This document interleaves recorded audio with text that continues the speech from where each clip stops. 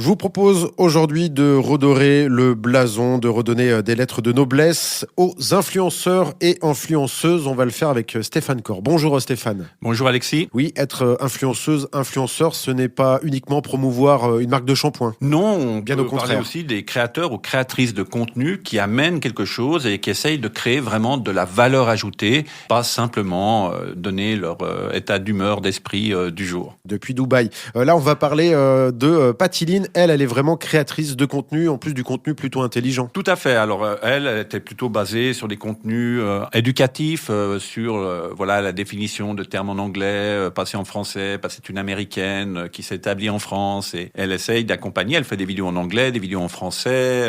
Voilà. Donc l'idée est vraiment plutôt une approche pédagogique avec une valeur ajoutée sur la signification de certains termes anglophones et plutôt américains. Alors bien sûr, j'imagine qu'elle prend beaucoup de plaisir à faire ces vidéos, mais on va souligner que ça prend du temps. C'est quasi une profession. Oui, d'ailleurs, c'est ce qu'elle dit dans une vidéo. Elle dit que finalement, son job de créatrice de contenu lui prend en tout cas le même temps que tous les jobs qu'elle a eus, qui étaient des jobs réguliers, voilà, en entreprise, et parfois même plus. Ce qu'elle dit, c'est que pour produire 2 vidéos par semaine, ça lui prend au minimum 16 heures. Ah oui, 2 bonnes journées de travail. Tout à fait. Alors, il y a toute la préparation, il y a le tournage, il y a aussi les lumières, ce qu'il faut mettre en place. Tout ça vient en plus s'ajouter à ces 16 heures. Il y a les scripts qu'il faut écrire, il faut les évaluer. Il y a l'information qu'il faut vérifier. Elle dit qu'elle fait des vidéos qui ont contenu pédagogique, donc elle peut pas dire n'importe quoi. Il y a le fait que des fois elle fait des vidéos en français, en anglais, donc elle doit demander conseil à des amis sur les formulations en français, parfois de ce qu'elle va dire, pour de nouveau ne pas être à côté de la plaque. Donc il y a une vraie conscience de finalement la portée de ses contenus et une vraie volonté de satisfaire son public par rapport à ça. Il y a le fait de répondre aux commentaires, 1 heure par jour et plus quand il y a des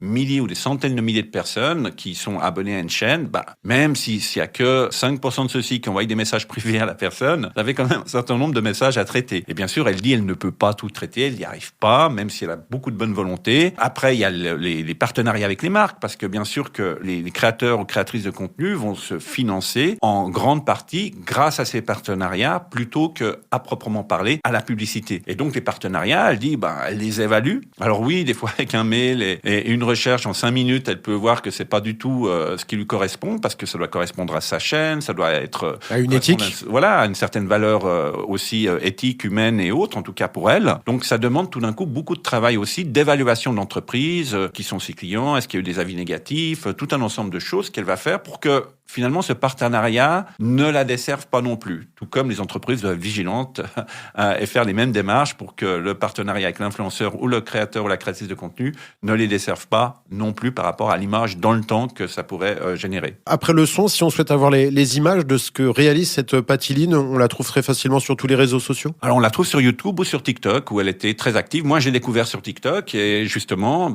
on voit que sur cette plateforme il y a des contenus pédagogiques, il y a des enseignants qui sont actifs, il y a des médecins, il y a des journaux, des médias tout à fait sérieux, il y a des représentations des organisations et ce qui amène à dire à nouveau, c'est pas la plateforme qu'il faut décrier, des fois c'est la capacité de discernement entre les différents contenus qu'il faut améliorer. Merci, très belle conclusion Stéphane Corr et on se retrouve la semaine prochaine. Merci, avec plaisir.